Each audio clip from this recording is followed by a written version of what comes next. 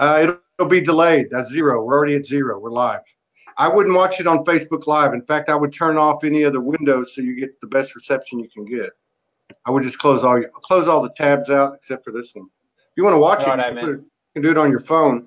If you do it on your phone, just turn the volume to mute because they're delayed. You're all over it. Sufio Rubin. Yeah, this is the 500 and I thought it was it's the 541st show. Yeah. We got 4 people in the house. Let me check and make sure everything's all right. Let me see here. All right. We're going to roll the show out in a minute. Let's give people a couple of minutes here. There's Jody. What's going on, Jody? I love your post. Let's see here. What we got? Make sure we're good. Looks like we're okay. No one's complaining. 14 people in the house. Don't be delayed. That's 0. Sound is good. Got a few of our friends in the house. Sufio, that's your friend. Laurel Gale, Catherine Leswing, Vicki Hunter O'Donnell, Bertha Salazar, Jody Lee, Amy Sunshine, Paul Haley, Natalie Green, Francine Rodriguez, Lorraine Schrader, and they're coming in as we speak. So we'll roll this show out. I think it's going to be fun. I can see you have the same spirit I have based on your comments on the shows. There you go. That's the laugh of a bad man too. That's right. You got that right. Well, my lady calls me a bogan. Do you know what that means? Because I don't know what it means. It's like the story of Beauty and the Beast. She's prim and proper. I'm like you. So I grew up in that suburb, man. That's cool. That's where the real people are. There you go. Cultural there. That's right. So let me roll this show out. We've got some new names in the house, so they must be friends of yours. Let me introduce myself. My name's Todd Medina, and this is the Soulogy Network, and this is our flagship broadcasting show. We do some other things, but this is Soul Speaks 5D. It's a conversation with, and I'm not even going to try to pronounce your name. You're going to have to pronounce it for us. You can say the second version, man, the Omji. Omji. Yeah. Okay, so we got Omji in the house. We met a few days ago, and under the inundation of messages, I kept seeing his pop up, and I was trying to get back to him. But so we got here, and here we are. But it's going to be it's an interesting thing because you've got a pretty diverse background. You sent me something, and I'm going to pull it up. You sent me a few things, but let me find it. Yeah, here we go. All right, and let me just welcome you to the show, my brother. Thank you very much for having me. Hope to get down that way before too long and meet you in person, and maybe we'll have a little festival or a party or something. How's that? Sounds good. Yeah. So, but I'm not eating that feral Vietnamese soup that you ate the other day. No, you don't want to eat that, man. I had to do some serious energy work in order to digest it. Here, I'm gonna cover this. Let me see here. Anna Saran, do you have YouTube so I can watch these shows? Okay, we do have YouTube, and I am loading these up on YouTube. That just started not too long ago, but you can find them at SoulogyOneStudios. And if you send a friend request, there's about 1,100 of them. But I'll look for it, Anna. Is that your friend, Anna Saran? Yeah. I don't know. No? Hopefully. Let me read this little piece right here that you sent over on a bio. Let's see. You've written 4 books on the Kundalini awakening process. Here, let me put your name up so people know who you are. There you go. Understanding Me, the Human, Anatomical Philosophies, 20 years Kundalini research, 3 years yoga, 3 years Sanskrit, 5 India trips. Your writing's worse than mine. Let's see here. Okay, and then we've got something else that we're going to get into, and I've got a diagram. Let's see. Anna is a fellow Australian. Okay, so yeah, we've got some subject matter we're going to get into, but why don't you sent me a note a while back, and I don't want to pull it up, and you were telling me in a nutshell about your whole experience, you waking up and what you went through. You want to go through that for a few minutes? Oh, yeah, I don't mind, Todd. I don't really want to make it what I talk about really about me subjectively. I agree with you. Yeah, but all I know is that I tripped over. Yep, go on. No, I was going to say, but you had something, as a lot of light workers, you had some trauma, some stuff that you went through. Yeah, I followed the path of most people, where I had the disillusion of myself on a psychological level. Friends fell away, and jobs didn't work out, and a few other things. Then I questioned life, and then I had a few two significant mystical experiences in one day, and I didn't know what they were, and I thought, what the heck was that?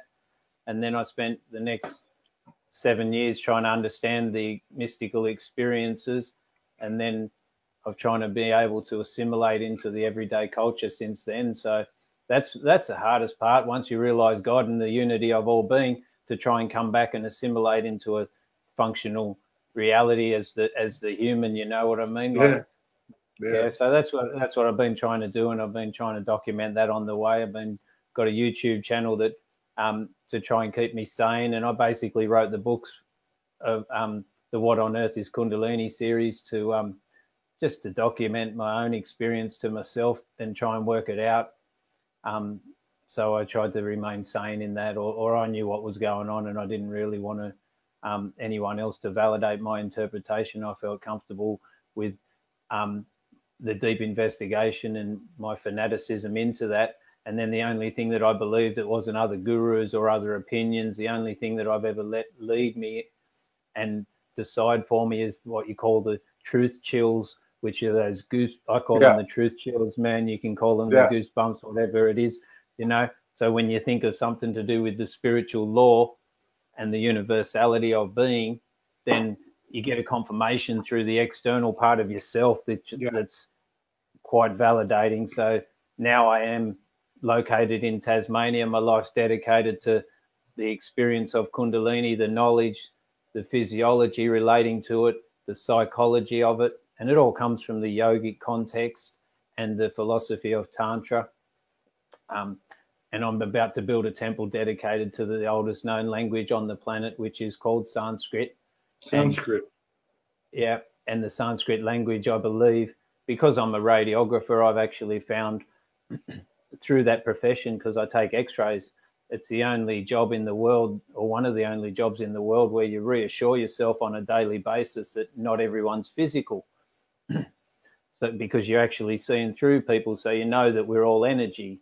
So the time in that profession allowed me to understand myself energetically, and my infatuation with biology and physics has also allowed me to correlate the two and put science together with the ancient truths that encompass the planet. And on the board here's, I think you can only see half an image, but we'll go into it a bit later, but it's actually the image of the medical symbol. Which I'd like to spend most of our talk correlating in regards to how it's significant within the human framework. And there's a subtle body that many people on the planet are experiencing psychological and emotional transformations at the moment. And it's all happening through this new physiology, which is like a newly discovered nervous system, but it's more like the thought system. This is the system of thought and consciousness. So this is the new paradigm coming in, and the physiology related to that. It's like a new circuit board, right? It's like the old circuit board being rediscovered. It's like a new one's been slipped in or something. That's excellent. Great topics. You also mentioned, I'm just going to mention it now, but we'll get into your choice. We got 3 options here, but let's see. You say that you have a perspective. Let's talk about this first, and then we'll get into the diagram, and then we'll get into the medical symbol there, because I want to know about that too. You say, I have a perspective on the divine masculine and have done a lot of work on the embodied masculine. I don't know if this is related to those two comments, but you say, I appreciate the Samkhya philosophy. And so let's talk a little bit, because it's a subject that's been coming up a lot more, especially very recently, the divine masculine. What perspective can you offer us on the divine masculine? And what does it mean when you say you've done a lot of work on the embodied masculine? Yeah, sure. Thanks. That's a great question, and thank you. Firstly, I'd like to humbly acknowledge the role of my consort in this, Sufio. And like a lot of people on the planet, our relationship's been quite conducive to transformation and growth, and beautiful in it, the love that we have for each other, but also the childhood wounds that have been cleared through the experience of living in close proximity to each other. So I'd like to say thank you for her being so brave as to come into my life and basically ream me out and turn me from a... Hey, we have a whole lot in common, man. We have a whole lot in common. And it's not a coincidence that she's from Adelaide, as mine is. That's right. Because mine reamed me out pretty good too, and still does from time to time. So there's a process going on collectively on the planet, from men that are on the path from going from being a boy into being a man, and that takes a lot of courage on the male part. And it also means you have to face your fears, and you have to step into some of those vulnerable parts of yourself that you've been avoiding for a long period of time.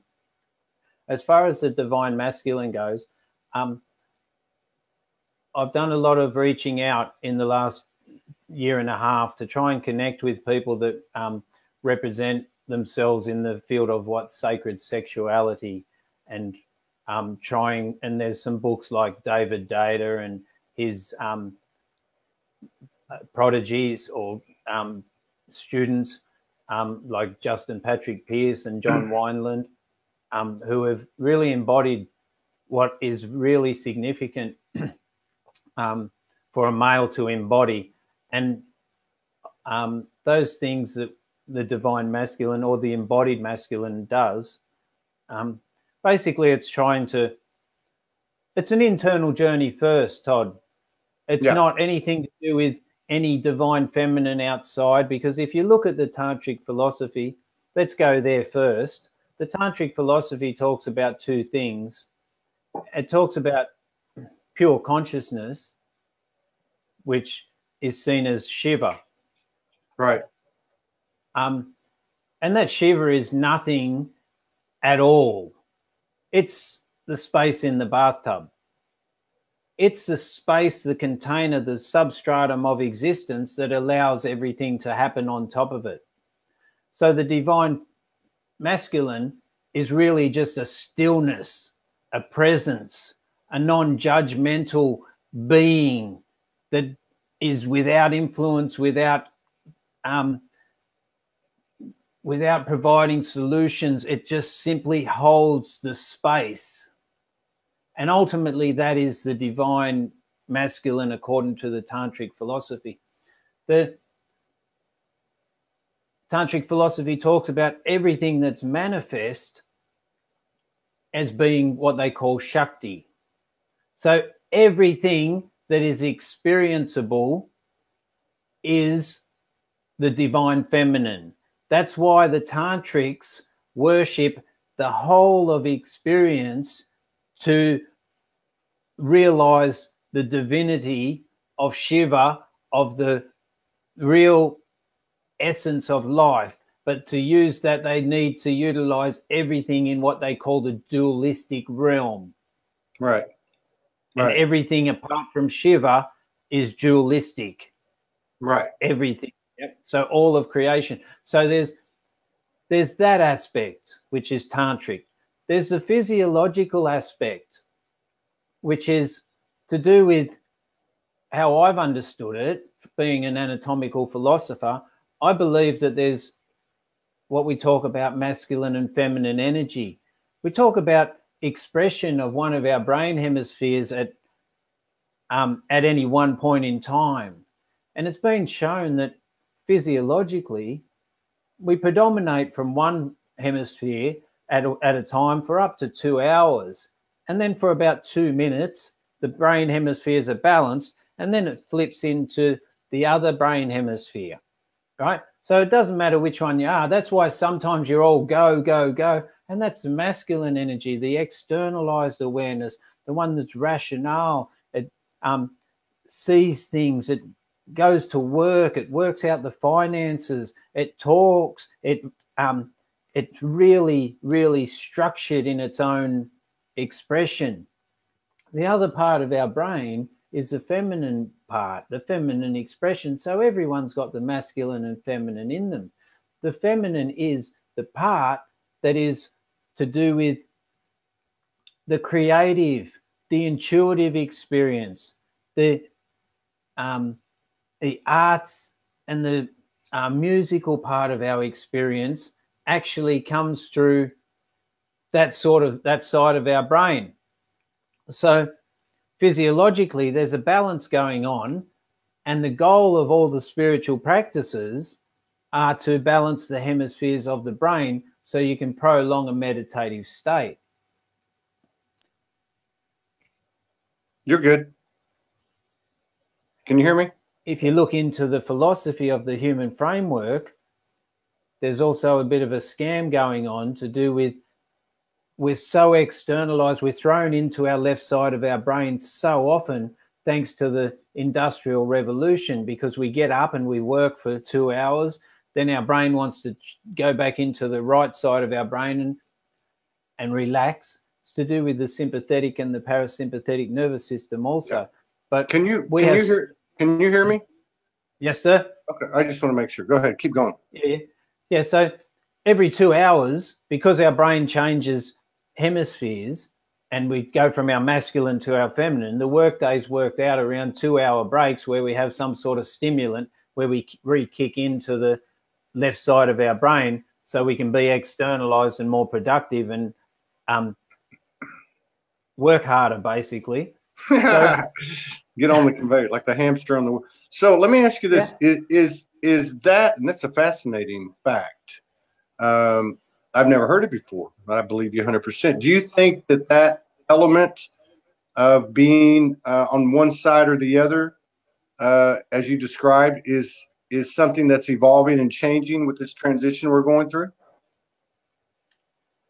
I think that as a culture, it's a cyclic experience, yeah? And if you look externally and you look at the patriarchy and things like that, the masculine dominance, which has happened through the left side of our brain, everything happens cyclically. So we're at the peak of a couple of things. We're at the peak of male influence in the world, or not male, but it's embodied as a man, but actually it's just the left side of the brain dominance. Yeah. So inevitably we're going to flip back into the matriarchal, or the respect for our right side of our brain and our own sensitivity and our own expression, and also valuing that the parasympathetic nervous system within us is as symbolic or significant as the sympathetic nervous system, you know. So we're also in the sickest period of human experience ever. So what is the difference, or what are the sympathetic and the parasympathetic? What are those? Yeah, so the sympathetic nervous system, they're both parts of what you call the autonomic nervous system. And the sympathetic nervous system is to do with experiences such as with the left side of brain. It's also tied into externalization. It's tied into the fight and flight responses. It's tied into stimulation of your hormonal and your nervous systems to be able to function and to be able to do things. It's very prevalent in today's society, and may I say it's probably one of the biggest causes of disharmony in the human framework, because the parasympathetic nervous system is responsible for bringing us back into an experience of homeostasis, which is a stress-free experience, one where we're introverted. And, you know, when you're sitting in nature and you're looking at the connectedness of everything and you're just relaxed and you're not doing anything and there's an experience of pure being, then that is this parasympathetic nervous system, which is associated with the feminine energy. That's that influence in our whole being. And dare I say it, that me as a subject, I don't participate in that part of me enough to be able to, you know, I go. I'm a bit of a doer. At the end of the day, I relax and then I crash out. So, but all the techniques, all the spiritual disciplines are designed to balance the hemispheres, to be able to regulate both sides of the brain and function harmoniously, like at different stages. You know, you understand what I mean? Like if you need to express emotions and creativity, then you slow down, man, you stop, and hopefully you got someone, or you can express it. It can happen inside you. You know, my divine masculine can hold my space and say, that's okay. That's okay. You're allowed to express this emotion. You're allowed to express this sensitivity. You are entitled, because of your framework or because of who you are, then you're entitled to express any emotion at this point in time, and in that you're safe doing that. So it's a balance of both internal, and then hopefully you get it happening internal so you can express it externally, especially if you're in a relationship. So that's the physiology of within our framework that's happening. And it's also closely tied into the medical symbol, but we'll cover that later. The other question. Go ahead. The other question was to do with the embodied masculine. Yes. And if you're talking about, so I summarize my own interpretation of the divine masculine, and in relation to the physiological framework, the embodied masculine, like I personally went to a sacred sexuality workshop, and I thought, I'll get in touch with my yummy, juicy feminine, and that'll be a beautiful thing, right? And I was all excited, going, I might get like all these spasms going through my body, kundalini and shit. I'll be all like juiced up. It'll be beautiful. I was in for a big mistake, man, because what I realized was that I personally, as a person, have followed, like, I've been exposed to two examples of masculinity in my life. One is my dad, who's a very beautiful, sensitive man, who's very pleasing, and he's also in a relationship where he's a little bit maybe constrained energetically, because he's attracted a dominant, strong-willed woman. I love my mum, mate, and she's got a lot of assets and half my intelligence I wouldn't have without my beautiful mum. But in that, I've been exposed to my dad and his role in that relationship. And I've also been exposed to my brother, who was a very sporty person. And he like, to me, I remember in my subconscious now that he had a wall of trophies, and he received a lot of accolades to do with his sporting quests and dominance. And that came at the expense of being he was aggressive to do that. I was never physically good enough to dominate. So I always was happy to make the final or something like that, rather than have to win it. Right. But they were the two examples. So I had a tendency to actually shy away from actually embodying, believing that I was a man, and being able to embody myself in a healthy way, where I now realize that the embodied masculine, he is a very powerful being. He is able to flow between the essence of his feminine right through to the extreme of being masculine. And that means being strong and having integrity, being on purpose, leading the way. Even if his knees are shaken and he's shit scared, there's a masculine part that can step up and go, I've got this. Okay. And in that, there's also the power, the fire of desire, which is a healthy component of the masculine. So to be able to sway between the extreme sensitivity and intuition that's blessed upon the human framework, and also go to the extreme masculine, not in a healthy way, because the alpha male's seen as unhealthy in the form of the need for dominance, the expression which is unconscious, which is predator-prey relationships, and it's an energetic interaction at the expense of other people, other energetic parcels, right? So that's what I've come to appreciate, and it's not an easy gig, mate. Like I'm not that good at it. I still get triggered like anybody else, you know, but to be able to be aware of it and then go, okay, take responsibility for my actions, go and apologize, go and stand there in that essence and go, okay, you own up, you take responsibility, and then you go, oh, well, I'll try not to do it again. Or if it happens again, then I'll rectify it quicker next time. And even if going from that process, just when you start, even if you notice that you're experiencing some sort of trigger or you're expressing something unconsciously, first thing to do is respect it and go, give yourself a fist pump. Go, bro, go, yeah, I realise that I'm being victimised then. Yeah. So at least it goes into your conscious from your subconscious. So you actually notice, you go, okay, well, this is progress because I never noticed before, but now I notice. Yeah. Everybody was wrong. Everybody was wrong before. I didn't see what they were saying.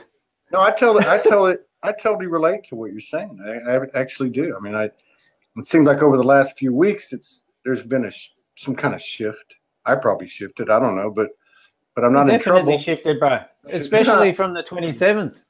From the 27th, what you did on the 27th, you talk about that, mate. You talk about the surrender, okay? That means that you are totally reamed out and you're in a state of hopelessness and you're going, I don't know what's going on, but oh my God, I'll commit myself to following the symbols from now on.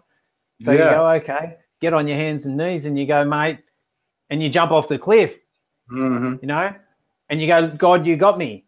Whatever you call God, I don't know what you call God. It's your higher self, whatever part of that is, right? There's a part that you go, okay, well, I give up. Yeah, you can have me. And you totally commit. Yeah, you totally commit because it's not about you anymore. Yeah. So that's a beautiful thing that you've been sharing about your surrender, and I really acknowledge that. And I appreciate that. I appreciate somebody. Thank you. Now, thank you. Now, I've got this diagram I'm going to pull up here. You ready for that? Yeah, man, I'm good. Okay, what I'm going to do is I'm going to blow it up. Hopefully it'll blow up. Can't see it too well, but you've got a copy of it there. You want to take? I got a copy, man. I can go off this. Right? Yeah. Okay. So we look at the picture. We'll go on to the picture of. Oh, that means I'm a third of the screen, doesn't it? No, you're full. You've got a full screen there. You're good. Can you see that whole image or just the center part of it? No, we can see the whole thing. The wings on the top, I can see everything. Yeah. Okay, no worries. So if I write something here, I'll tell you what we can do is we can take this one out. Let me do this, and I'll let me see here. Yeah, that's cool. What you can see now is pretty good. There you go. I'll make myself small and you're big. Now we can see you very clearly. You want to use this instead? Yeah. No, man, I've got one here. I'll go from that, yeah? Yeah. So, yeah, we can see you perfectly. Perfectly. All right. So let me log that image. Yeah, go on. Sorry. Yeah. Now, I wanted to ask you, because I've seen this image and, I researched a lot over the years and all that stuff, but I go speed read and speed digest stuff. Now, this image, which is the medical, symbol, is and just tell me what it is. But I mean, as I understand it, it's something similar to, is it the spine or the Jacob's ladder, and then the serpents going around it? What does all this mean? Can you tell us what all this means?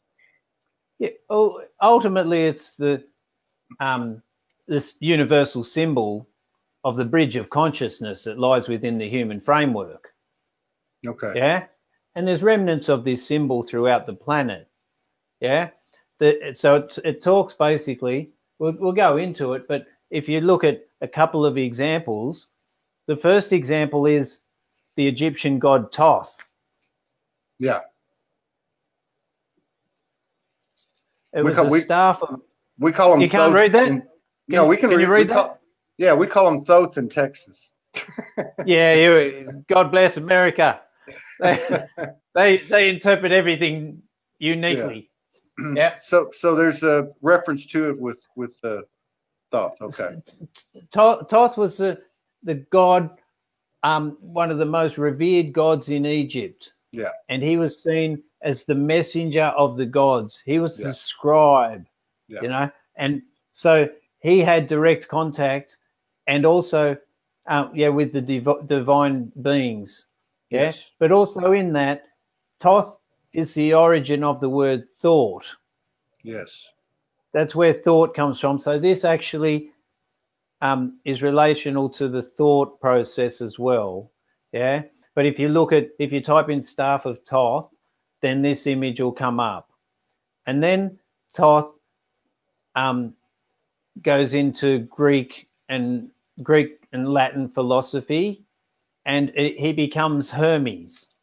Okay. The 7 Hermetic principles. Yeah. All the Hermetics are based on this image, which is the transformation of your own experience of consciousness. Right. Yeah. So these two have the staff, and one's called Thoth the Twice Great. Hermes. He's called Hermes Trismegistus, and he's called that Trismegistus means the 3 times great. Yeah. So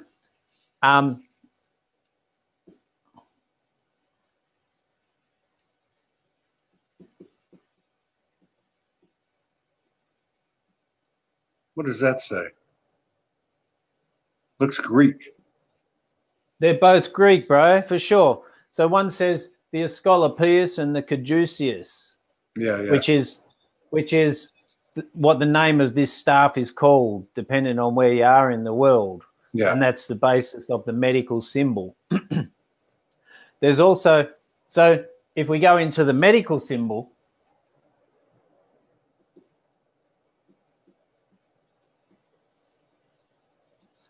there's a story that I was told by a great being, one of the greatest gurus that I know on the planet. He's not my guru, but a great being. And he said that Alexander the Great tried to invade India. And when he was in this war, he saw one person that was out in the middle of the night, out in the battlefield, healing everyone. And Alexander the Great couldn't work it out because he wanted to dominate everyone, so he wouldn't give the opposition, the enemy, the time of day. But this guy was out there healing both what he'd see as the enemy and he'd see as his same side. And Alexander the Great went up to him and said, "What are you doing, mate?" Maybe not with the mate on there, because that's an... He said, "What are you doing?" And the guy said, "I'm healing people." And Alexander the Great said, "Well, why would you heal the enemy?" And the guy said, "I do not see a difference between friend and foe. All I see is myself, and if they need healing, then I'll heal them." Yeah. Alexander the Great said, "Right, you're coming with me." So he grabbed him. His name was Theravadum. Can you write on the other side, or are you going to write some more stuff on the other side? You want me to write on the other side as well? Well, no. You want me to write bigger? No, you're good. But the box that I'm in, which I can't get out of, I can't move it, is covering up the last thing that you wrote. Is it not going low enough? Yeah. Keep moving it this way. Keep moving it. Can you move it? Yeah, there you go. That'll work. That'll work. Okay, so his name was the doctor's name was Theravadum. Right. Alexander the Great took him to Athens or took him back to Greece or took his philosophies back. He actually renamed him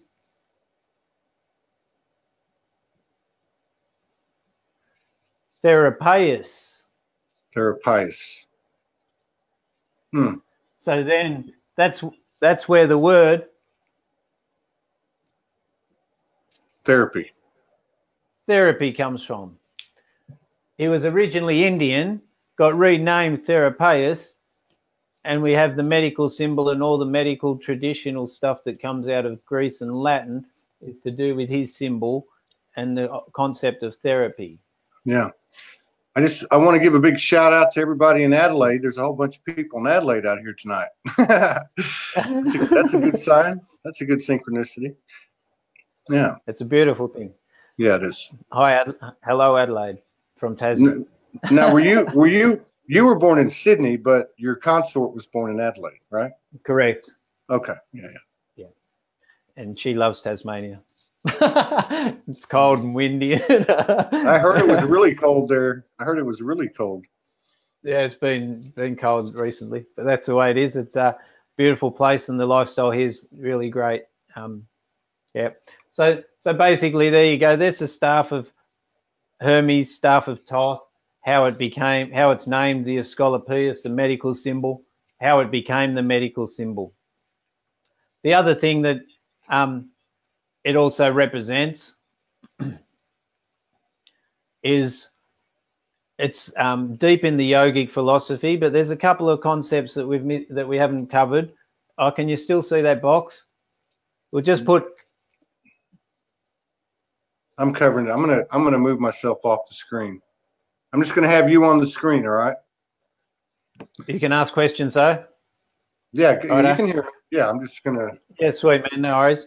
So that's the Jacob's ladder. That's the reference. That's the Jacob's ladder, because in the book of Genesis, Jacob had a dream where God talked to him about the ladder, and the ladder went from the earth to the heavens. Yes. Yeah. So it's also to do with what they call the alchemical process. Now, what does that mean? Alchemical process. Alchemical process is tied into the Hermetic philosophy a lot. Okay. Yeah.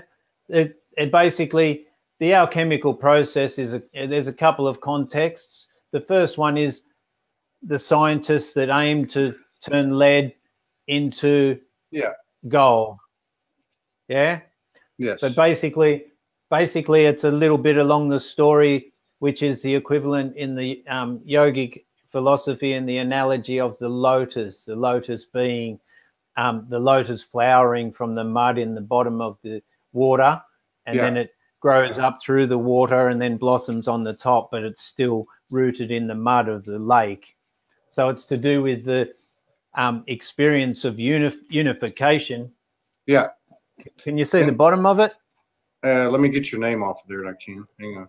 Keep going. You're good. You're good. Go. Yep. No, you're good. So let me ask you this. Now, this, what you're talking about, the unification, alchemy, this seems to be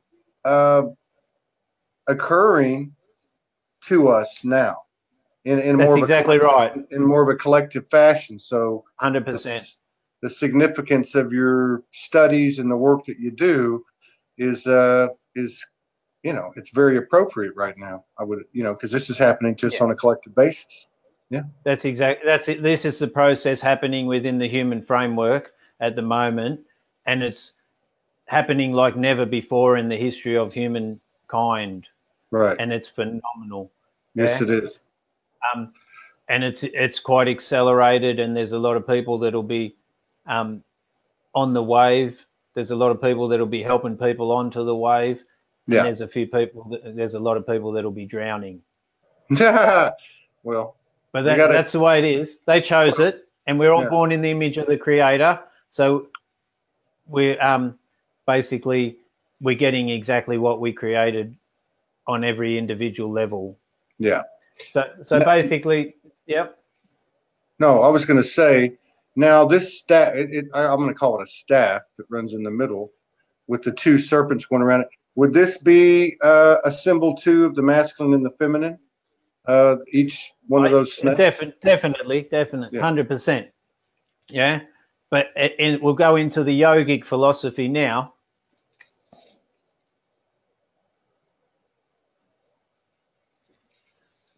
The yogic philosophy, the word yoga is a derivative of the word yug, and yug means to unify. So the goal of every process to do with spirituality, including alchemy, is to move from the physical understanding of yourself through different dimensions of consciousness, which from the very gross and dense experience through the emotions, through the mind, through the thoughts, through the separateness of your being, into an experience and unification of pure being, which you know when it happens. And the yogic philosophy is designed around a concept of merging your individual soul with the universal soul. So basically it's you making a conscious dive into the illumination of your own spirit. And the phrase spiritual illumination comes from that, because you become consciously aware that you as a spirit are universal by nature. Yeah. Surrender. That's it. And then that's it. The question is, how do you surrender to something that's nothing? Normally through a whole lot of pain. And that's how my consort took me through it. She said, "You are nothing." It took me through a series of statements. And I said, "I'm nothing." That's it. And at the end of the day, you're nothing. Yeah. But ironically, you're everything. Yes. Yeah. The only real part is the nothing, though. Yeah. Well, you can't get to the everything if you're not. If you can't get to the everything if you can't get to the nothing. Got to get to the nothing. You got to use everything to get to the nothing. So yogic philosophy talks about Shiva and Shakti. Yes. Right. Which isn't this. It's in this image, but these two masculine, feminine poles are not Shiva and Shakti. Right.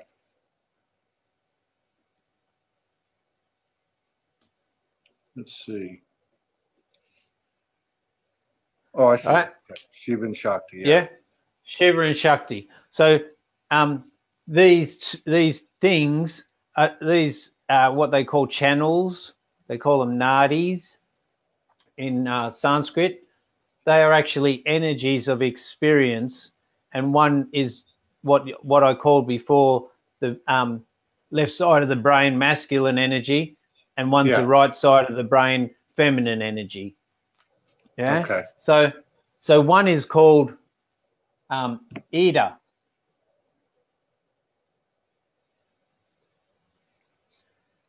Ida. One is called Pingala. Pingala. Sounds like a derogatory Spanish word. I'm not going to go there. I don't know Spanish, but that's probably where they got it from. If it's to do with the penis. Well, it is. My grandmother used to call me. My grandmother used to call me a pinga all the time. I don't think it was meant to be a penis, though. What is that? Sushana? Sushumna. Sushumna. Yeah. Yeah. So these are the three nadis in your human framework, what we call the subtle body. There's three main channels. Yeah. The Chinese call it chi, the Japanese call it ki, and the Indians call it prana. Right. There's two types of prana. There's gross and subtle. But now these three, what did you call them? Nodis? These three parts of the chi? They're nadis. Nadis. Okay. So these three parts of the chi. Is there too much black on there, man? You want me to change color? No. You're good. You're good. I can read them here. Oh. I was laughing at a comment. Yeah. So, no, what I was going to say is now, so I never heard this before. This is very interesting. So you've got three nadis to the chi. One masculine, one feminine. Then Yep. what's Yep. these? One seen as masculine or solar, Mm-hmm. and one seen as lunar and feminine. Okay. Yeah. And then Because what's the third one? What is that? the third one is the goal of human existence, and that's to do with awakening your kundalini. Okay. Yeah. Now we're good. So basically, this is a system to do with what your chakras work through. Yeah. Okay. The chakras are the subtle prana. I don't know if you can see that. Yeah, we can see it. We can see it.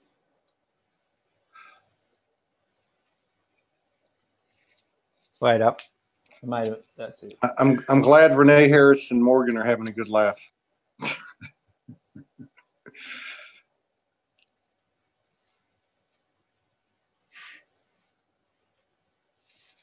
Okay, so this system here is called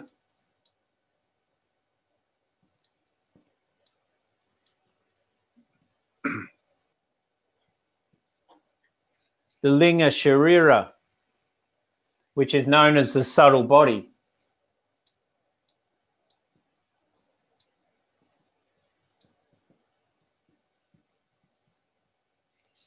Nice. Yeah.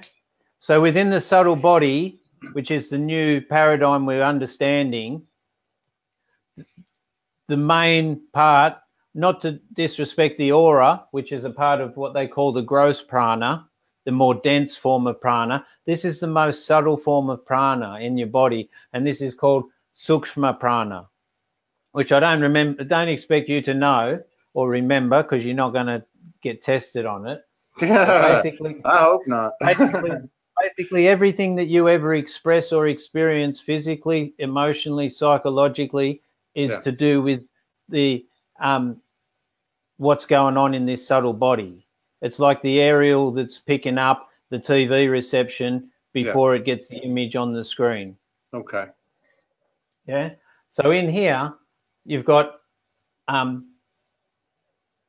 masculine. They call the masculine one to do with the sun because the heat of the sun is more intense. So the energy of the masculine part, which affects the left side of the brain, is more dramatic, more harsh than the nurturing and creative energy of the feminine or the lunar energy of the moon, which is a soft, more silky sort of experience, whereas the sun's more burning.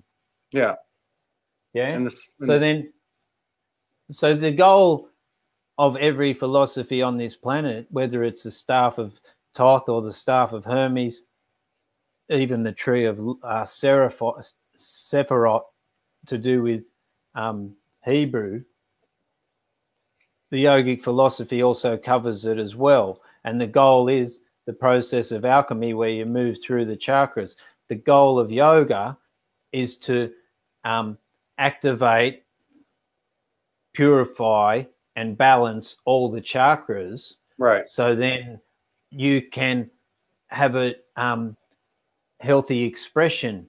But in that healthy expression, you come to a point where as the energy moves up in these different channels, the brain hemispheres are balanced. And all the yogic practices are designed to balance the hemispheres of your brain. Yeah. Because if you balance the hemispheres of the brain, then the energy moves into the central channel. You can look at this elementally too. It could be positive, negative, and neutral, like the nucleus, the atom. Yeah. But basically, your kundalini sits here.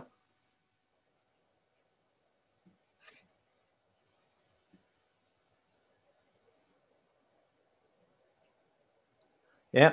So your kundalini sits at the bottom in the root chakra. Right. If you can balance your hemispheres of your brain and activate these channels in a healthy way that's harmonious with your etheric body, then the kundalini moves up the middle channel of Sushumna. Yeah. And then it moves up through different phases according to your own experience of life and your own understanding. And then eventually, hopefully, collectively, we're just in an experience of where we're busting open the third chakra. And we're coming into our heart to love the fellow humans. It's not necessary that we go blow our kundalini out the top of our head at the moment and unify with all of existence. The more grounded expression is to know that we're not physical. We're not all the neuroses in our mind and our emotional blockages. We're actually connected in an energetic way, what you call source, because there's source is underlying everything. So then you move into the experience of being compassionate and caring and helping others, which is moving from a predator-prey relationship into a symbiotic relationship where both parties actually harmoniously benefit from the experience. And you don't get reamed out anymore. I get reamed out every day, bro. I know all this shit and I still get reamed out, I'm telling you. Okay. I thought there was some hope for me. Now, let me ask you this. There's no hope while you're in a body. Well, at least I have a consort. That lunar soft energy is, much.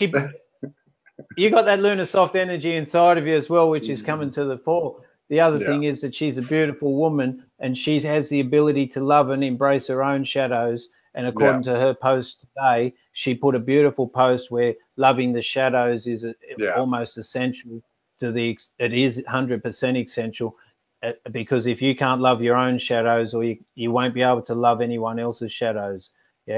So you're in a very fortunate situation where she loves you whole as bolus, bro, and she'll slowly and bring you to the experience of opening your sacred heart through hers being open and her providing you with love.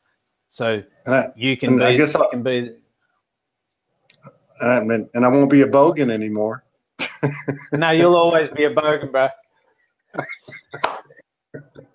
Now, let me ask you. I want to hang around with you, man. Okay, so let me ask you. So there's a lot of discussion, and I've experienced a lot of this with Morgan, and that is involving the multidimensional aspects that are coming into alignment with us. And I'm looking at this diagram that you have up here in this explanation, and I can see that there must be some type of relation as you move up this thing in the evolution of the alignment with these multidimensional aspects. Is there anything? Can you add to that at all? Does that make any sense? Is there any relation? Yeah, 100%, man. There's a couple of things. I really try and tie myself into the human reality, so I try and be human more than anything. I got access to a whole different reality, but I try and stay grounded by looking after my children and working in a job in a hospital and stuff, because that's what grounds me and keeps me functional in relation to talking this sort of shit and other people being able to relate to me. But I understand at the moment, also in relation to this, you won't be able to experience some of these higher states unless you're a subtle being, a sensitive person, and then you experience something to do with intuition, or through meditation, you've conditioned yourself to be able to increase your own perception of the higher frequencies. So in those higher frequencies, you become aware of dimensions outside the third dimension of the human experience. You become aware of entities. You become aware of energies. There's a whole lot of energies influencing the Earth at the moment. The Earth is like a playground for consciousness to grow, and it's a blessed experience. There's a line infinite long of souls trying to have the human experience. Because the Earth is so beautifully positioned in the galaxy that you can actually become aware that you're a god within the time frame of, you could do it in 12 years if you're real lucky and you got the right guidance, but as a human framework, we can do it in 70 years. Now, do you think that that's something that's being accelerated right now with everything that's happening? Yeah, because we're going from the old paradigm into the new. It's totally being accelerated. But you're also talking about different energies as well, Todd. You're talking about the Pleiadian influence. You're talking about the Sirius influence. You're talking about rare beings from Arcturian galaxies that have incarnated to bring these truths forward. You're talking about a whole lot of dimensional non-territorial entities that are assisting humans in this galactic transformation, because the energy of the Earth is so significant not only to our galaxy but also to galaxies and universes and dimensions outside of this. It's been a little bit harsh for the period where the dark entities have been seen to rule, and they're tied in with dark energies, but the war's been won, man. Right? Yeah, it has. There's only one way to go from here, and that is to unify with ourselves and our true nature, and realize that we are creating everything, every experience we have. And also in that, we realize that we are born in the image of the Creator, mate. Yes. Yeah. Whatever we think happens, the goal of our spiritual practices is to become, as Bruce Lipton says, move from maybe 0.1% of being conscious to actually increasing that maybe to 1% or 5%, maybe 10%. Who knows what the amount of conscious awareness is for ourselves, but we're working towards an experience where we are conscious creators. The further along this path you get to awaken your Kundalini fully, the more instant that you manifest. I've done a video on my YouTube channel to do with acknowledgement to a guy called Ben Spies, who was taken out. He was a part of a program called MK Ultra. Yeah, I'm familiar with it. And he busted out of it. And then he started talking about how they're into pedophilia and stuff, and they utilize that experience in males to try and awaken their Kundalini. But if your Kundalini's awakened, then you've got to be really careful, because these there's dark forces out there that know that you can manifest at will. So you need to either do something else and hide, because they want your creative energy. You know, they want to know you so they can get your energy and utilize it for the manifestation of their own experience, because there's nothing going back after your Kundalini's awakened to realize that you are the creator. Yeah. So that's the path we're on. We're out of that dark energy, but I'd like to just acknowledge Ben Spies for his influence and his talk, because he does talk. He's one of the only people in 20 years that I've heard talk specifically about the Kundalini process and the Kundalini energy, and how once it's awakened fully, you manifest consciously at will.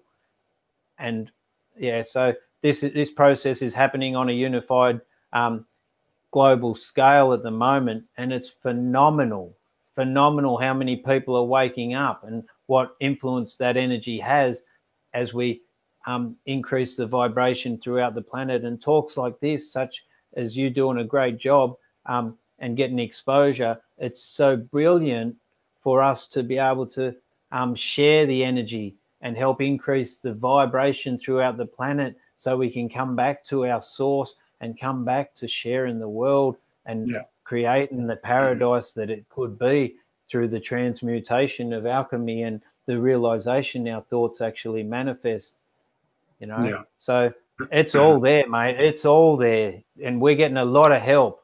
And I personally don't talk to non-territorial entities. I don't speak light language. All I do is try and work out the human framework and how that influences me.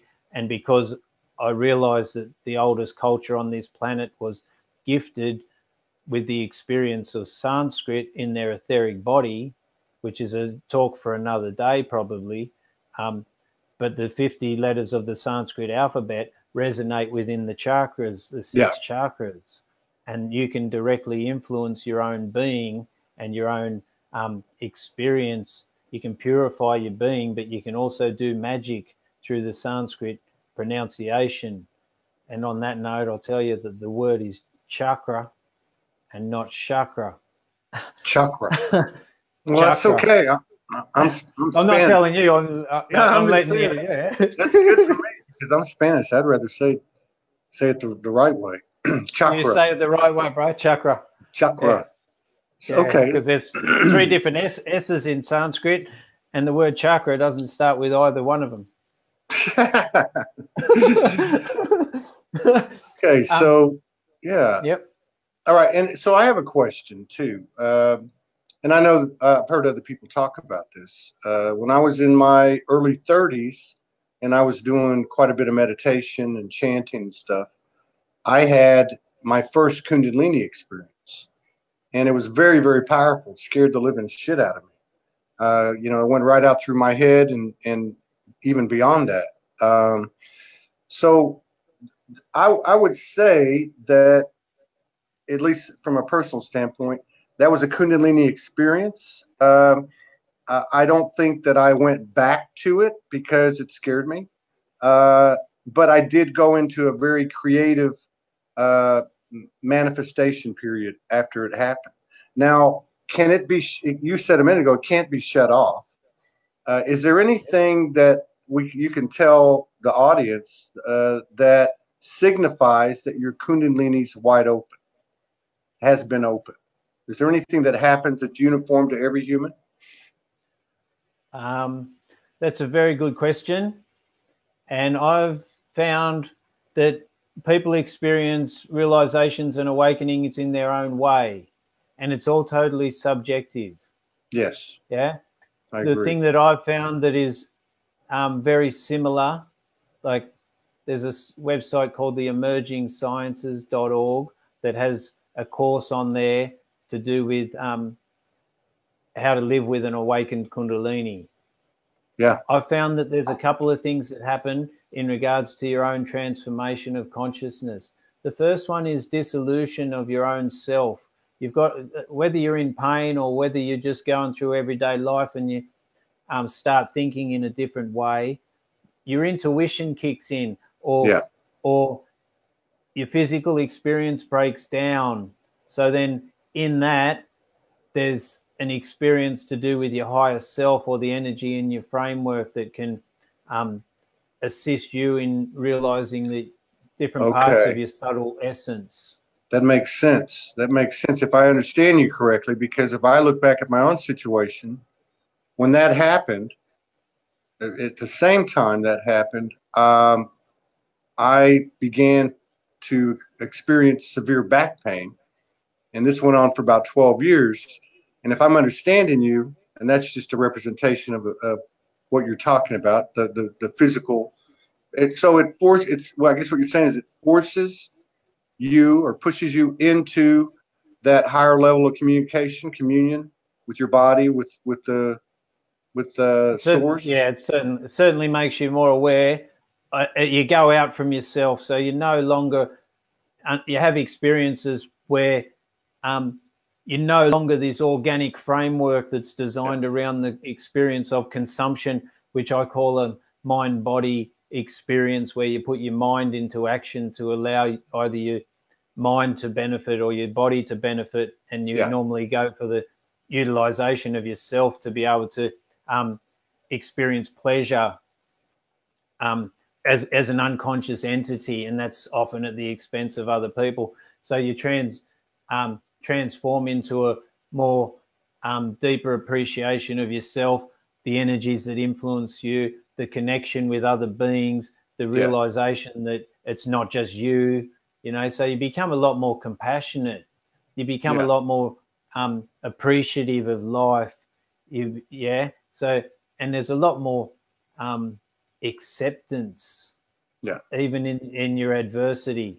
You realize, so some of those things I've found realize it's not the end of the world. It's not the end of the world, man. It's just a stepping stone to excellent. So there you go. So I don't know what I got one more thing to talk about. Yeah, let's do it. in regards to, this is the nutcracker, man, and I don't know why I realized this, but this is one of my biggest things, my biggest realizations. We'll get rid of that.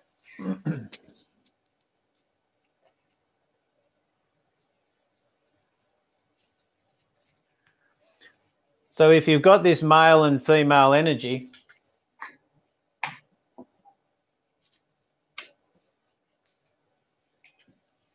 it's called solar, lunar,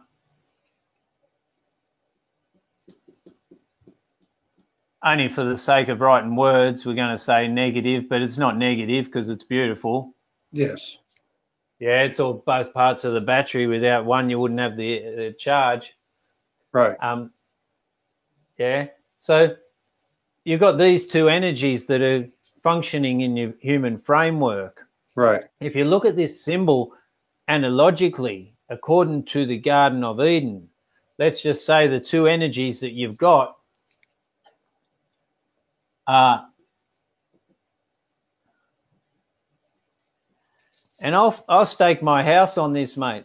I've got a $50,000 challenge going out to any doctor or psychologist on the planet that wants to try and disprove this theory. Yeah, I reckon this is a symbol of the book of Genesis. Yeah, and the tree of life is the middle channel. Right.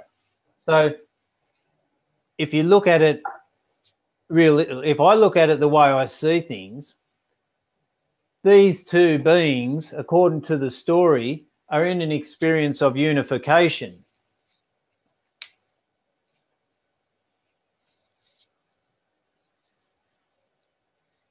Exactly.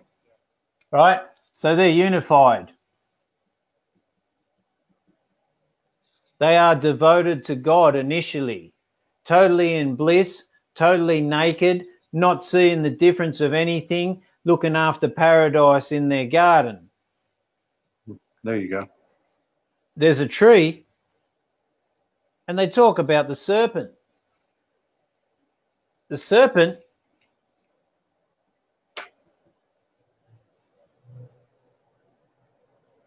historically speaking, is only the sine curve. Okay. I wouldn't believe me. I'd get into a meditative state. Don't believe a word I've said. You get into a meditative state and you ask your higher self whether this resonates as your truth or not. But imagine if you were a seer or a sage 10,000 years ago and you're in the Himalayas or you're in the part of the Tamil Nadu sacred lineage, right? If you look at it, and the seers are in deep meditation for months on end, they can stop their experience of their physiological body. They can tune into the parasympathetic nervous system to such an extent that they slow their heartbeat down, that they don't have to eat for months on end, right? So they go into what the Aboriginals, in the Australian philosophy, the Aboriginals summed this up as the rainbow serpent, because they knew that the dream time of the spirit was connected to the real world through a serpent, and the chakras resonate at different frequencies, and they go through the colors of the rainbow. Yeah. So in relation to that, if you're one of these sages that was in deep meditation and you came back to tell someone that you saw these waves of energy everywhere, you couldn't say that you saw sine curves going through the air. You couldn't say that there were sine curves going up the spine of the human framework, because it was before the scientific revolution and there was no such thing as a sine curve. But to express the experience of the energy or the shape of the energy, then you have to say that it looks like a serpent. Yeah. Yeah. Yeah. So Adam and Eve are in the garden of knowledge of good and evil. They're with this tree, which is your spine. It's written about everywhere that the tree of life is the spine. So what happens when Eve goes into self-indulgence and eats the apple? The serpent comes down the tree. what do they come into? They realize that they're naked, they get dressed, they lose their realization and appreciation of the divinity of their unified consciousness, and they start to worry about stuff that of everyday life to do with the dualistic experience. So they go from what we would call an expanded awareness to a self-awareness, separate. a self-consciousness. Yeah, separate from. Okay. Yeah. Separate, or you call it little self, big self. You know, so expanded awareness, unexpanded awareness, or being conscious into being subconscious or unconscious. So the book of Genesis and the story of Adam and Eve really talk about the medical symbol and the energy in the human framework. There's no one or the other. People like two humans involved. There's actually just, this is analogically an experience of the physiology of the human framework. So the goal of human incarnation and why we're on the planet, and if you're Christian out there listening to this, which I don't know if you are, but I hope that you can rely on Jesus Christ. I don't care what religion you abide by, to bring love back into your heart, because all the philosophies on the planet are to do with a healthy relationship with yourself. Yeah. So then you can develop a healthy relationship with God. Yeah. So if you look at the serpent, we're in a process now, because we're out of the Piscean age, we're into the age of Aquarius, which is a whole different experience for the earth energetically. The earth is, humans on the planet are going back into a unified state. So we're bringing the serpent back up the tree of evil and the tree of the knowledge of good and evil. Yeah. So if we can do that, then we make it home, and we can make it to the promised land of unifying our individual soul with the universal being. And that's what this is a symbol of. And do it collectively, heaven on earth. Do it collectively. And once, the beautiful thing is, I'll just drink some water. The beautiful thing is, which I found the biggest challenge myself, is coming from the unified state to express that in my heart. And then that comes to the heart chakra. Now explain that. So to come from the unified David. So to come from the unified state to the heart, to bring it into your heart. Yeah. What do you mean by that? You mean embodying it as a human? Yeah, embodying it. Yeah, I'll give you a little bit of a story. The way that I express God, is like the equivalent of the space in the bathtub. When you become a unified being, there's an essential part of life that is like the space in the bathtub.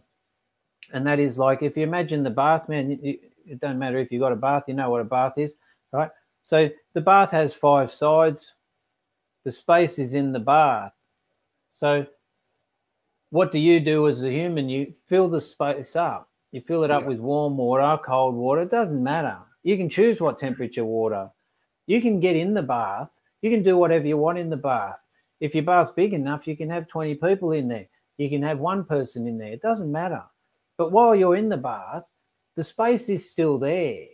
The space hasn't changed. Yeah. Yeah. And then you let it out, let the water out, then you get out. And the space in the bath is still there. So the space throughout the whole experience didn't change. Yeah. Didn't change. It didn't influence the experience. And to me, that is God. Yeah. Just holds the experience. Yeah. Holds the experience. It's the essence of pure being. There is nothing apart from the container. Yeah. Yeah. So once you experience that in life, that unified state, which is in the yogic philosophy. It's a talk for another day, but they talk about the dimension of bliss. Yeah. And it comes under the word koshas. You mean like the food kosher? I don't know. Is it spelt the same way? No. Kosher. Kosher. Is that what that says? Yeah, kosher. Kosher. Okay. Yeah. And there's 5 dimensions of being. Yeah. And one of them is the non-dual. The other 4, there's 5. What, the other 4 are aspects of duality? Yes, 100%. Okay. And you could just summarize them according to the elements, maybe, and a little bit of the experience of your body. But one is the hard part of your body that doesn't move, like your nails and your hair and your teeth. And then that's the earth element, the solid part. And then you go into the physiological part, which is to do with the water element, which is to do with fluids moving and things like that. And then you can go into the fire element, which is to do with the digestion in your body, the chemical process, but also the rational mind digesting things there. And the left side of your brain. And then you've got then you step up from that and you go into the intuitive mind, which is to do with the air element. Yeah. And then you've got the ether, which is the part that is the space in the bathtub that allows all the experiences to happen. Yeah. Now you said that the one was similar or could be described as the fire, which was the digestive and also in the mind as far as hashing things out. There seems to be a lot of that going on in the last few weeks, a lot of purging physically. There's a lot of purging. Otherwise. There's a lot of purging, and it's collective and it's happening. The rational mind's taken a big reaming out collectively, let's say, because things are happening. I'm glad I'm not the only one. That's the beautiful thing about talks like this, man, because you realize in your own loneliness and your own self-slaughter that you're actually going through something that's very similar, whether it's the awakened masculine, the embodied masculine, the cathartic process of your spirit, that we're all going through a very similar experience. And if you've got a consort to hold close to you and feel the heartbeat and warmth of another human, then you're a very fortunate person. Yeah. Now, in this, in these 5 that you're talking about, the kasha, if, and I just want to get your opinion, if this fire phase seems to be, what's happening right now, are we collectively or are we at that point? Because it sounds like as you move through these different kashas that there is an elevation to them, or is there not? Are they all just running parallel to each other? There's an elevation, and it's similar to do with the progression of the gross into the more subtle dimensions of being, Todd. Yeah. At the moment, there's a process where we go, and it's called the Manamaya Kosha, which is the mind, but we're going into an experience into what they call the Vijnanamaya Kosha, where intuition's having its way. You're having experiences which are the Manamaya Kosha is to do with the time space. It's perfect for this show. It's to do with the rationale of the 3-dimensional experience of life, and it has to do with time, space, and the XYZ axes. But once you tap into the intuitive dimension of being, which is called the Vijnanamaya Kosha, then you have this experience which is beyond all of time and all of space, and you can tap into other people thinking about things on the other side of the planet. And that resonates, and I wonder if externally that synchronicities come with that shift into that whatever you call it. 100%. Without a doubt. Because you're moving from seeing the world in a very solid state to some other, whether it's your higher self or God or whatever's coordinating those experiences, those synchronicities, there's an aspect where you're shifting in your psyche to go into a appreciation outside of yourself, where it only happens if you perceive different frequencies and different, more subtle dimensions of the human framework. Yeah. So that's exactly what's happening. When you said, go on, you can ask the question. No, keep going. I'll come back to it. Go ahead. Just in regards to this Star of David, because you asked me about going from the unified state into the human expression and the human experience, eh? Yes. You can see the Star of David, which is also, it's a symbol that's put inside the heart chakra. And it's a very significant symbol because it's to do with the Christ consciousness, which is where pure love resides. And it's not the love that's cultured into us. We've got a very bent, indoctrinated interpretation of love, which has to do with a lot of lust and a lot of conditions, man. Yeah. Whereas if you look at the space in the bathtub, then that's unconditional love. That's just a pure, and that's what they call the divine masculine. That space, if you can hold that unconditional love, like when they talk about it in sacred sexuality or in relationships, then you can talk about the male holding the female. Doesn't matter. This is just talking polarities, okay? It's not talking about embodied genders, because sometimes as a man you can be in tears on your knees, and the female or whoever your counterpart is can be in the masculine energy, where they simply don't have any input, and they create what you call the safe container and the space for you to go firstly into an experience of trust that you can express anything, and then secondly into an experience of vulnerability, and then you can be held in that vulnerability, and in that vulnerability comes great healing and cathartic cataclysms, which are actually great for the psyche and the spirit. Not really comfortable as a human being, but they're really a beautiful experience for to be vulnerable and to be able to clear and purge some of those pains and stuff. So that's where the divine masculine is the spiritual nature that part of us, or just philosophically saying, not saying I don't care about genders, that's a different subject, and I don't participate in that one too much because it's so fluid these days. But basically, according to the yogic and tantric philosophy, the spirit, the beingness of spirit is the stillness, and then the triangle coming up is the animal and the creation, the physical manifestation of life, and then they come to an experience in life which is harmonious. And if you can express that pure being from your heart, then that's the goal of the transformation at the moment. And I'm not there, mate. I'm at this end. What's that in?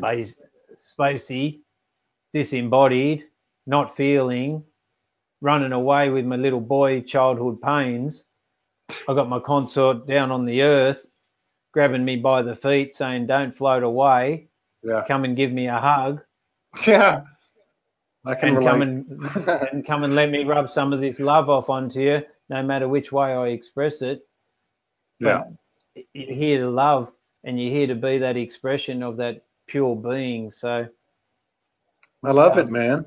There you go. There's the ancient knowledge of Hermeticism and yogic philosophy, the deepest tantra and the medical symbol, all wrapped into an hour and a half, bro. And that's my job, to share the sacred, and I really appreciate it. We can talk about Sanskrit or that another day. Yeah, we can do this. We definitely. This has been very, very good. Let me ask you. You mentioned that there were 6 chakras. I hear people talk 7 and 22. Oh, no, there's 7. There's 7. 7. Okay. According to the traditional yogi philosophy, man, you can have those ones above, and you can have minor chakras throughout the system of nadis. Like there's something like at least 77,000, probably Yeah, I would maybe imagine. 770,000 channels. Like, you can't count your nervous system, basically. So there's a whole chakra system, and there's different plexi and different conglomerations, different places, and they form chakras in your body, minor chakras. We're talking about the path of Kundalini here, which is very specific according to the chakras in your spine. And I've only mentioned 6 because there's 3 knots that you have to transcend to get through to the 6th one. And one happens at the 3rd chakra, which is collectively what we're going through. It's called the knot of Brahma, when you go from the physical understanding into the realizing that you're not a physical being. Yeah. Yeah. So that goes across there at the diaphragm. Right. The solar. Yeah. Yeah. Just above the solar plexus is where Brahma Granthi is. It's a knot of Brahma. And then it goes up. But go on. You got a question? I had a question, and then I noticed somebody mentioned DNA again. Somebody else had mentioned it too. They wanted to know if you could correlate the DNA to this symbol, or in this discussion. Of course, this is spiral. I made it specifically spiral, so the serpents are going up in a spiral energy. If you look at it energetically, that toroidal shape, or that flower of life, that's all to do with spirals, man. That's how energy exhibits itself and expresses itself. Even if you look at the microcosm, the DNA of the microcosm, like we've got these little factories going on, which are physical expression of this. And then you've got the galactic interpretation of it, where the Earth's spiraling through the galaxy around the sun at a phenomenal rate, and the moon's going around the, Earth or whatever's going on. There's a whole lot of spirals everywhere, and that's how life expresses itself. If you're into seeing energy, then you can be with your consort, and if you're subtle enough in that, then you can feel the energy in yourself in a spiral fashion. You can see it through an experience of clairvoyance. So it's all to do with the expression of energy and how it, even the atoms and light travel in a spiral. Rather, this sine curve, that's not really 2-dimensional. The sine curve's three-dimensional, because that's how everything functions. So it's totally related. And if you look at the philosophy of the tantric philosophy, they say as above, so below. So we're just like, whatever's going on the minutest level is happening on the astronomical level as well. So the reason I mentioned, go on. No, go ahead.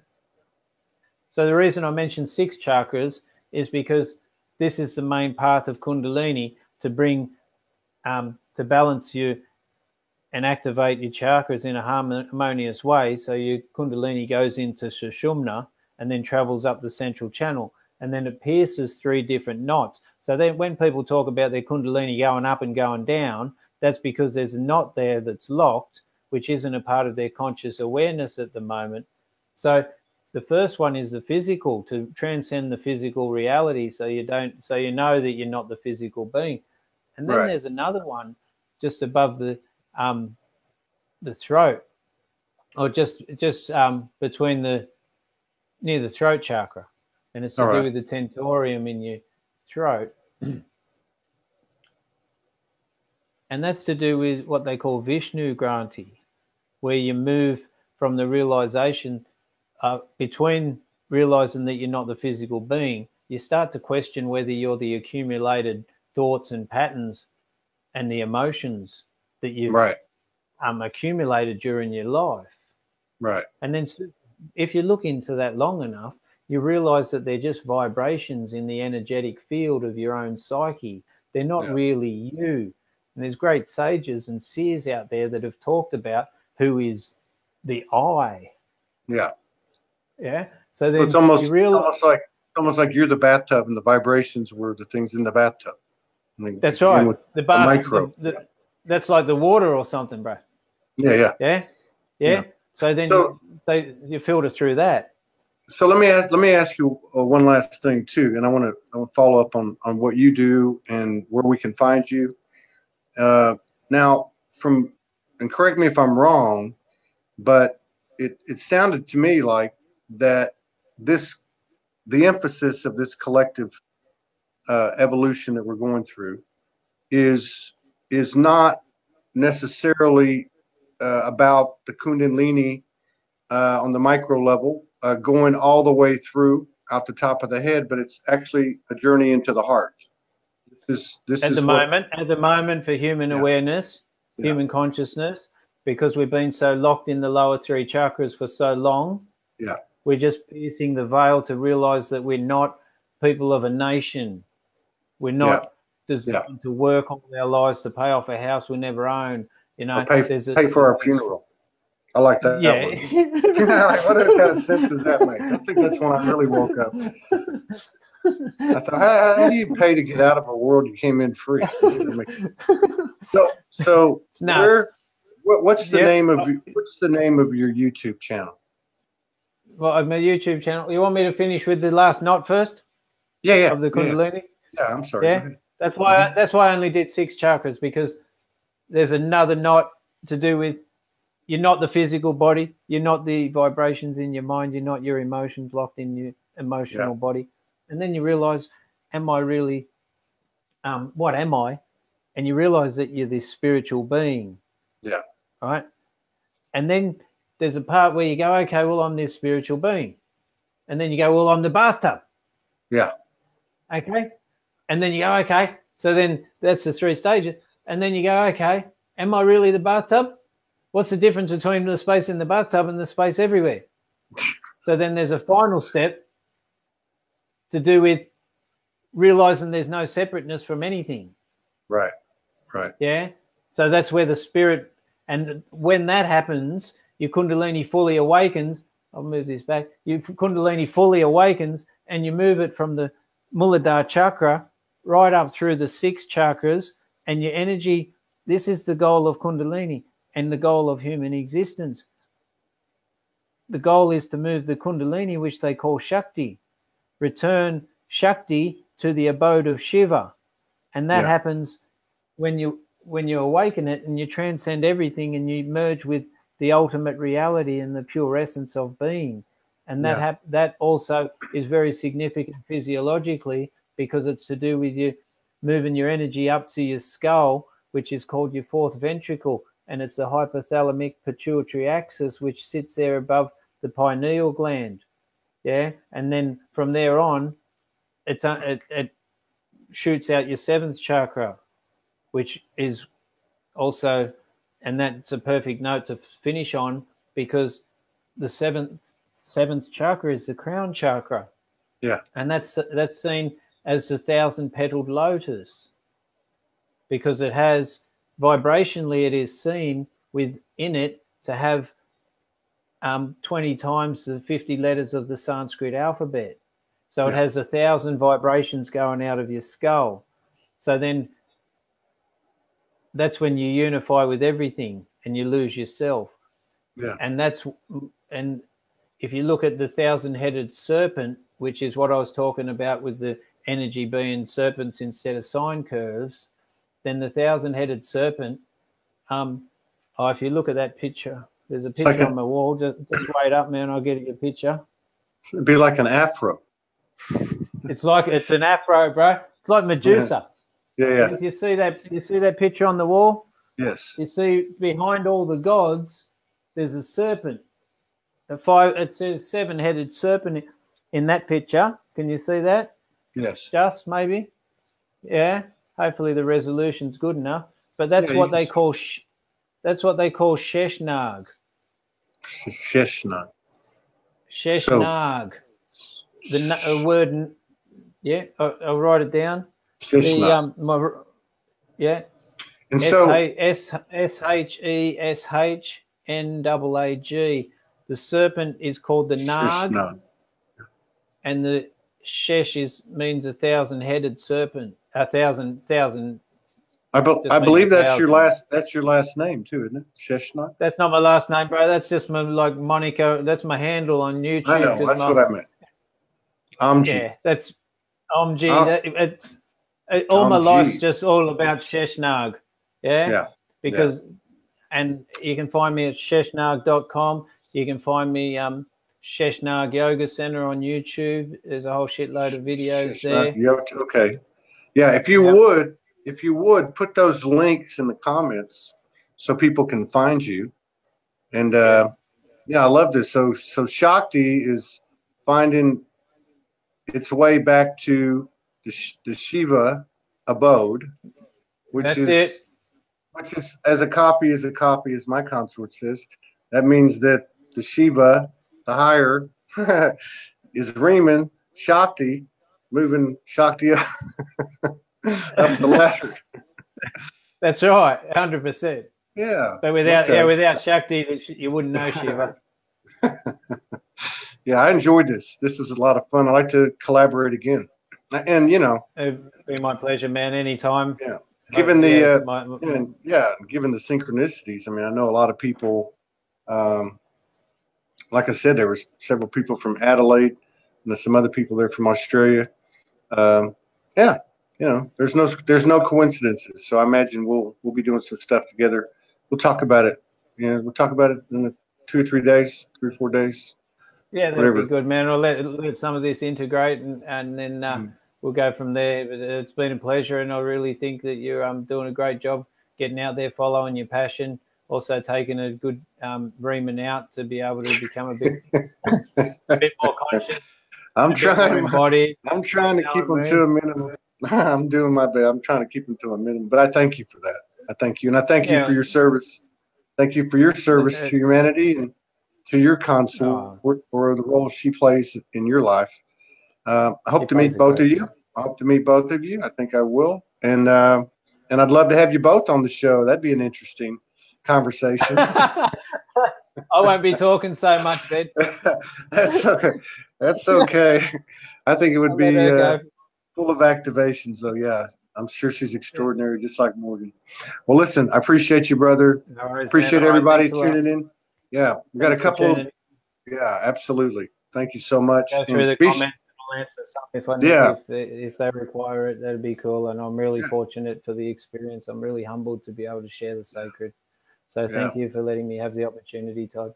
Absolutely. Yeah, we'll revisit it again because I think it's a broad subject, and there's a lot of things we could get into, and I'm sure there's other things too that you and her can get into. So yeah, definitely. I'm really pleased, and I thank you again.